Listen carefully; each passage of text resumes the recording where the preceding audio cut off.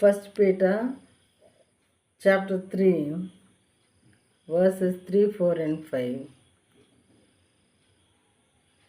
You should not use outward aids to make yourselves beautiful, such as the way you do your hair or the jewelry you put on or the dresses you wear.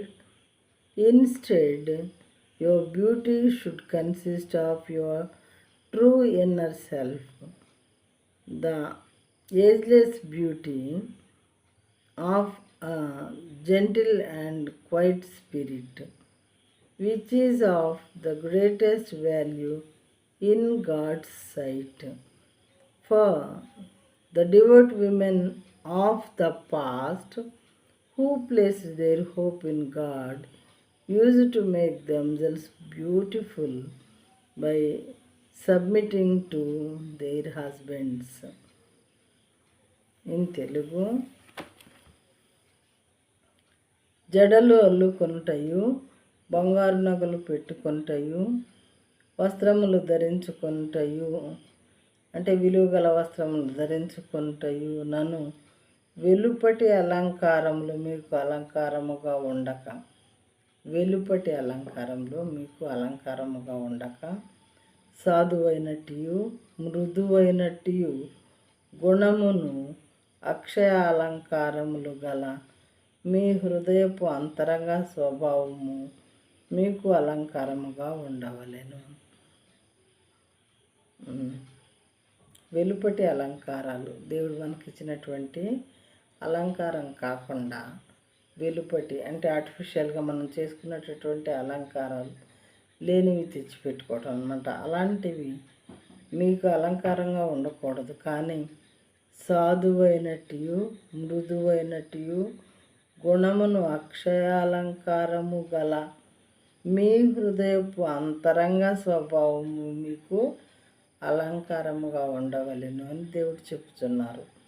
అలాంటిదంట దేవుని దృష్టికి మిక్కిలి విలువ గలది. అది దేవుని దృష్టికి మిగుల విలువ గలది, మిగుల విలువైంది.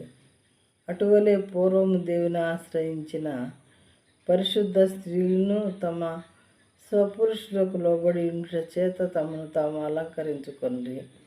ఈ విధమైనటువంటి అలంకారాలు దేవునికి ఇష్టమంట. ప్రియమైన వాళ్ళారా, తమ సొంత పురుషునికి లోబడి ఉండటం దేవునికి ఇష్టమైనది. తర్వాత సాధువైనట్టు మృదువైనట్టు గుణాలని మనం అలవరుచుకోవటం దేవుని దృష్టికి మిగుల విలువైనటువంటిది అని వాక్యం చెప్పుతున్నది. జడలు అల్లుకోవటం, బంగారు నగలు పెట్టుకోవటం అంటే రకరకాలుగా అన్నమాట. వాటిని ఏమన్నాడంటే వెలుపటి అలంకారాలు రకరకాలవి చేసుకోవటం ఉన్నది కాకుండా. అలాంటివి మీకొద్దు. సాధువైనట్టు మృదువైనట్టు గుణములు కలిగి లోపల ఉన్నటువంటి మీ అలంకారం హృదయ శుద్ధి కలిగి ఉండండి. హృదయాన్ని పవిత్రంగా ఉంచుకొని మీ భర్తలకు లోబడి ఉంటే అది దేవునికి మిగుల విలువ కలిగిందని వాక్యం చెప్పుతున్నది. కనుక చెప్పేటటువంటి నేను, వినేటటువంటి మీరు కూడా స్త్రీలైన వారు మరి ఈ విధమైనటువంటి అలంకారాలు మనలో ఉన్నవా? దేవుడు కోరుకుంటున్నటువంటి అలంకారాలు మనం ధరించి ఉండున్నట్లుగా మనల్ని మనం ప్రాక్టీస్ చేసుకోవాలని వాక్యం చెప్పుతున్నది.